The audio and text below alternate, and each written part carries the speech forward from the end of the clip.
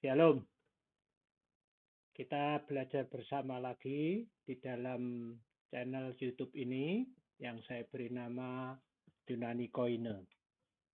Kita sampai pada kata partisip yang kedua dari Matius 28 ayat 19 dan 20, yaitu baptislah. Ya. Nah, kata baptislah ini berasal dari bentukan kata baptisontes dalam bentuk kata kerja partisip present aktif. Artinya kata kerja kita sudah tahu ya, jelas. Partisip yaitu sekali lagi kata kerja pendukung untuk menyokong, menopang kata kerja utamanya. Ya, jadi mengikuti begitu ya. Present itu dikerjakan terus-menerus. Kapan selesainya? Tidak ada limit selesainya. Terus saja kita membaptis, itu tugas kita. Aktif, harus dikerjakan secara aktif dan sukarela, kreatif gitu ya. Nah, baptisontes ini berasal dari kata baptiso, kata dasarnya. Artinya apa? Sama teman-teman ya, artinya baptislah. Begitu ya, baptislah. Nah, bagaimana pemakaian kata baptiso ini? Kita lihat beberapa. Yang pertama, pada awal-awal ketika pemakaian kata ini dilakukan, begitu ya. Nah, di awal-awal itu, maka baptiso itu dipakai untuk memberikan arti bagi pengeringan pakaian. Ya, pengeringan pakaian. Ya, jadi kalau saya bilang baptiso, itu berarti saya sedang mengeringkan pakaian, gitu ya. Nah, kemudian berlanjut pada kitab-kitab Injil hampir selalu dikaitkan dengan arti baptisan Yohanes, begitu ya. Tapi ada juga yang tidak demikian kaitannya, ya, tidak terkait seperti arti baptisan Yohanes.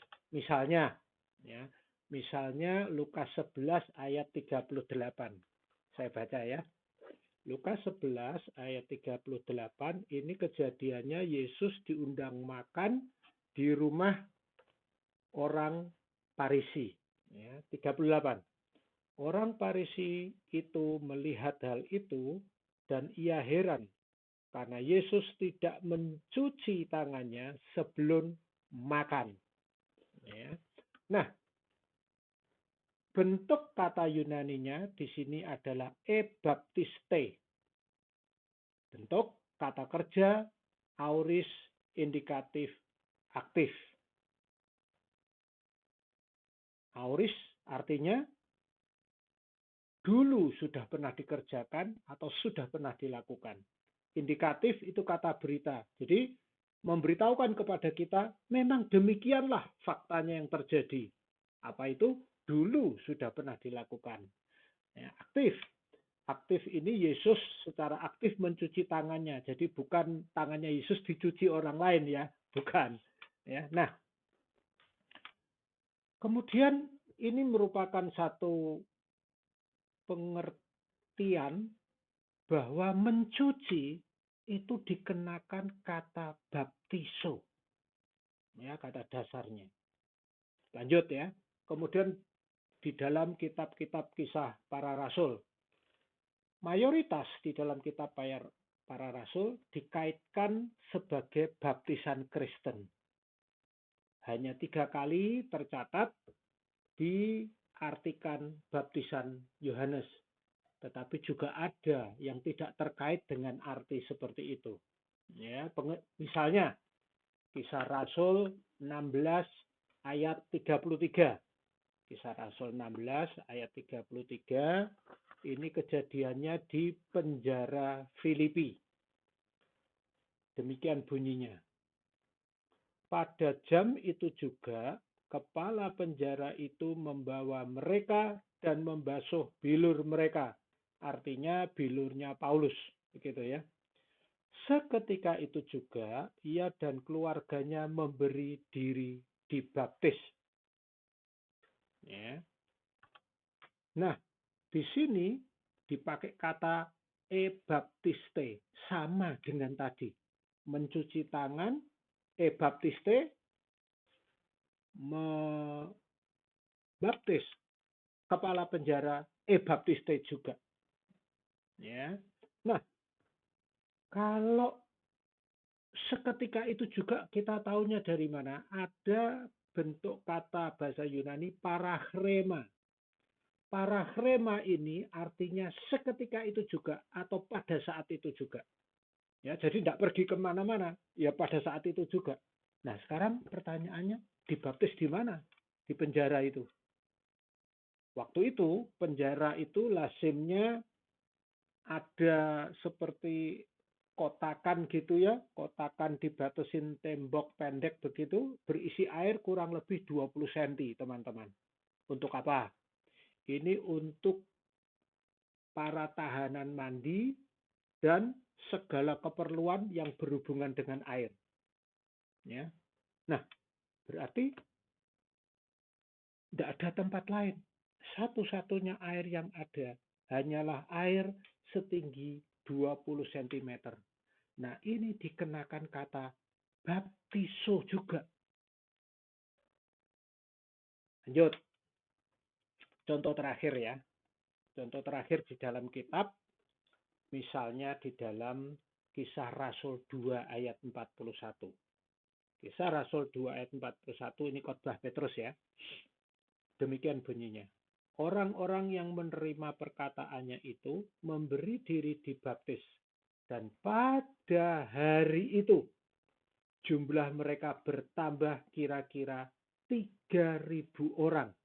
Jadi yang mendengar memberi diri dibaptis dan pada hari itu jumlah mereka bertambah kira-kira 3.000 orang.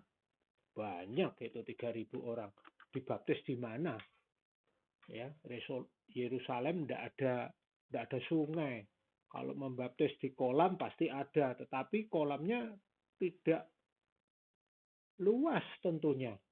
Apalagi untuk membaptis 3.000 orang perlu yang membaptis banyak. Paling dekat sungai adalah Sungai Yordan. Ya, paling dekat adalah Sungai Yordan. Nah, ini dipakai kata ebaptistesan. Ya, kata kerja kita sudah tahu, auris artinya dulu sudah pernah dilakukan, indikatif adalah kata info bahwa demikianlah fakta yang terjadi. Pasif artinya dibaptis. Ya, jadi 3.000 orang bukan membaptis dirinya sendiri, tetapi memang betul dibaptis. Kembali kepada Sungai Yordan. Kalau 3.000 orang ke Sungai Yordan, itu jaraknya berapa Sungai Yordan dengan Yerusalem? Kurang lebih 30 kilo. Kalau jalan kaki berapa lama? Kira-kira 6 jam. Kejadian waktu ini adalah kira-kira jam 9 pagi. Dalam budaya Yahudi, kalau hari itu batasnya itu jam 6 sore. Jadi kalau jam 6 lebih 1 detik, artinya sudah masuk ke hari berikutnya. Artinya, dari jam 9 sampai jam 6 punya waktu 9 jam untuk membaptis 3.000 orang. Kalau itu dibawa ke Sungai Yordan, terpotong waktunya 6 jam untuk berjalan kaki. Minimal ya. Belum lagi untuk ngatur 3.000 orang itu jalan itu tentunya tidak terlalu mudah. Ya. Kemudian kalau di Sungai Yordan semua rasul 12 membaptis semua supaya cepat gitu ya. Maka tinggal ada waktu 3 jam ya, 9 jam dikurangi 6 jam jalan kaki, 3 jam untuk membaptis 3.000 orang. Artinya apa? Setiap rasul atau setiap orang dibaptis perlu waktu 43 detik kira-kira. Ya, kalau dibagi itu 43 detik per orang waktu untuk dibaptis. Ini belum dipotong tentu ada ritual begitu ya. Ritualnya minimal ya kalau kita lihat di Matius 28 ya, aku membaptis engkau eis tu onoma, ya tulisannya di kitab aslinya eis tu onoma tou patros kaito uhio kaito hagio pneumatos. Perlu waktu 12 detik untuk membaca itu. Belum dihitung, orangnya turun ke Sungai Yordan, kemudian naik, ganti lagi. Nah, itu yang terjadi. Ya, jadi bagaimana sekarang? Kita lihat lagi. Bagaimana dengan kitab Didake? Kitab Didake ini kitab yang dipercaya sebagai kitab pengajaran oleh kaum Yahudi dan masih dianut sampai sekarang. Nah, kitab Didake ini ada 16 pasal semuanya. Pasal ke-7 berisi tentang baptisan. Isinya ada 4 ayat. Bunyinya begitu. 1, ayat 1 ya. Adapun baptisan, kamu harus membaptis sebagai berikut. Setelah segala sesuatu itu tadi, persiapan untuk membaptis ya, diberitahukan, maka kamu harus melakukan pembaptisan demi nama Bapa dan Anak dan Roh Kudus. Sama seperti di Matius 28 sesuai amanat agung ya. Di dalam air yang hidup. Air yang hidup. Ya, maksudnya air mengalir, teman-teman. Apa itu? Sungai, begitu ya. Nah, ayat kedua. Jikalau air yang hidup tidak ada padamu, tidak ada sungai, begitu ya, lakukanlah pembaptisan di dalam air lain. Jadi boleh, pokoknya ada air lain. Jikalau tidak bisa di dalam air dingin, boleh juga di dalam air panas. Nah, sekarang ayat yang ketiga. Kalau juga air panas tidak ada, ya, maka curahkanlah air ke atas kepala orang yang dibaptis itu 3 kali demi nama Bapa dan Anak dan Roh Kudus. Bagaimana dengan ayat keempat? Demikian bunyinya. Sebaiknya sebelum pembaptisan, maka baik yang dibaptis ataupun yang membaptis puasa 1 atau 2 hari. Gitu ya. Nah, tidak bisa disangkal, teman-teman ya, bahwa di dalam Matius dan Markus, ketika kejadiannya Yesus dibaptis itu, Yesus dibaptis di Sungai Yordan itu dibenamkan masuk ke dalam air. Kalau kita cermati bahasa aslinya, jelas itu. Yesus masuk ke dalam air. Ya. Nah, kalau begitu, secara prinsip, walaupun tadi ada alternatif ya, kalau tidak ada ini tidak ada ini, itu alternatif ya. Tetapi secara prinsip bagaimana?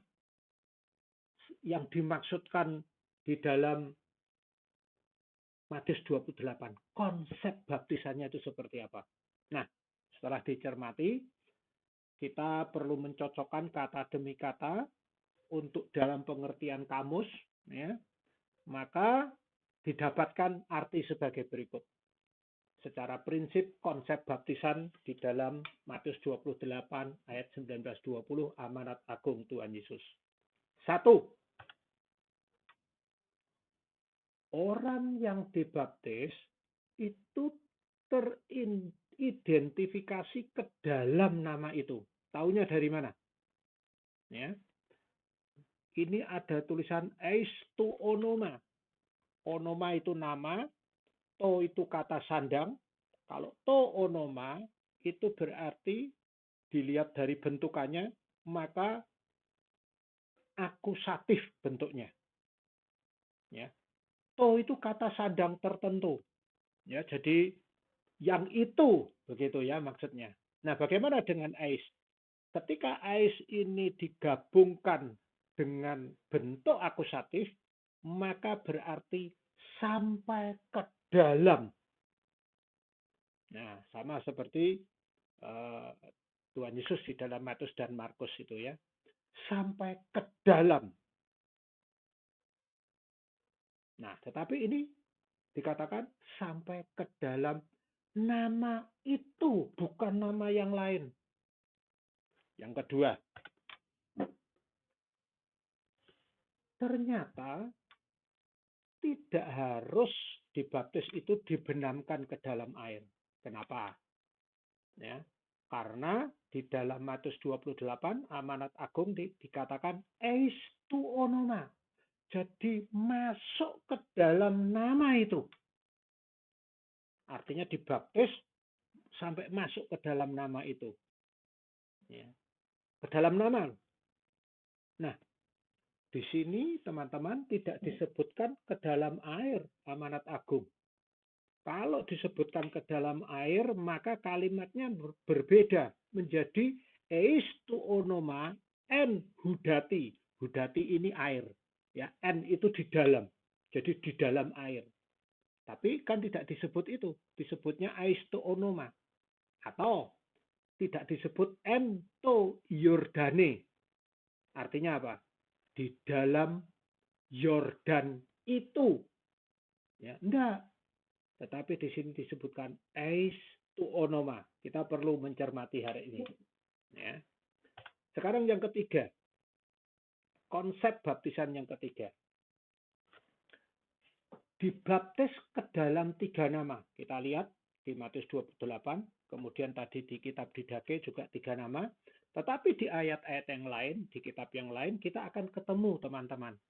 Dibaptis ke dalam 1 nama. Misalnya dibaptis ke dalam nama Tuhan Yesus. Dibaptis ke dalam Roh Kudus, begitu ya. Atau disebutkan 2 dari 3. Tapi dalam budaya Yahudi, kita mengenal bahwa kalau penyebutannya itu baik disebut 1, ataupun 2, ataupun 3, itu memiliki otoritas yang sama. Sahnya sama. Secara prinsip apa? Yaitu mengaku percaya kepada Yesus Kristus sebagai Tuhan. Ya. Sekarang yang keempat. Konsep baptisan yang keempat.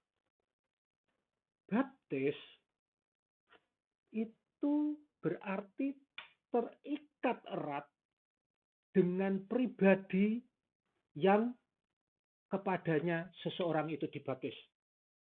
Ya. Taunya dari mana? Ayatnya.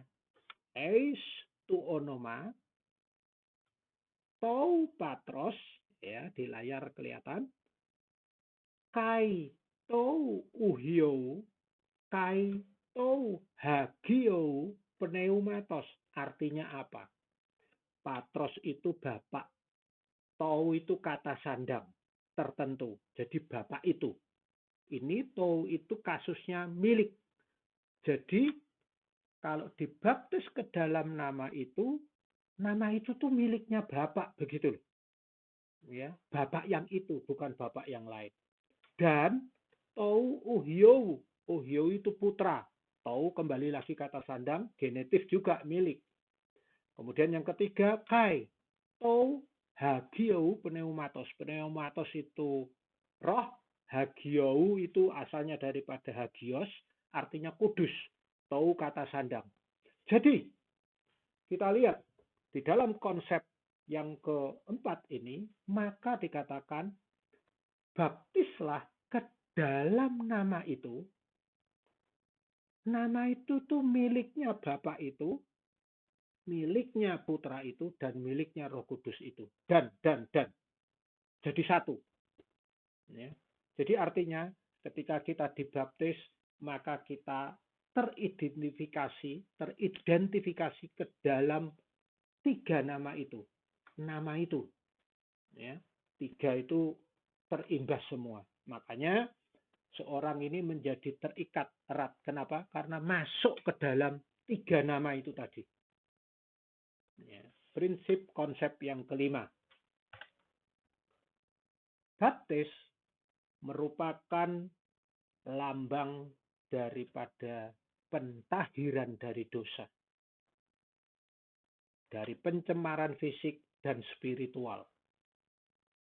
Baptis merupakan lambang percaya dan ketaatan. Ya. Konsep baptisan yang keenam. Baptis ini dikerjakan secara terus-menerus karena present tadi, ya kita tahu. Secara aktif karena bentuknya aktif, rela kita lakukan terus-menerus di dalam rangka tujuan untuk menunjang atau mensupport kata kerja utamanya. Kata kerja utamanya adalah kata kerja perintah, imperatif, yaitu mateteusate. Imperatif itu perintah. Ya.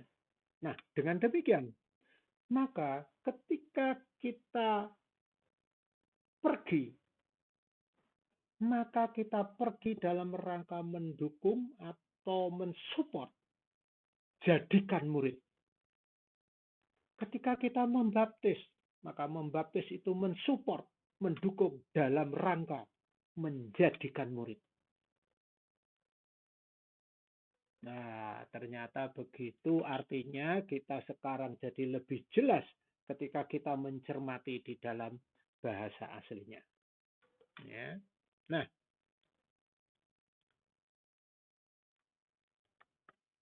kalau begitu, maka kita episode berikutnya kita akan membahas kata partisip yang berikutnya, yaitu ajarlah di das kontes.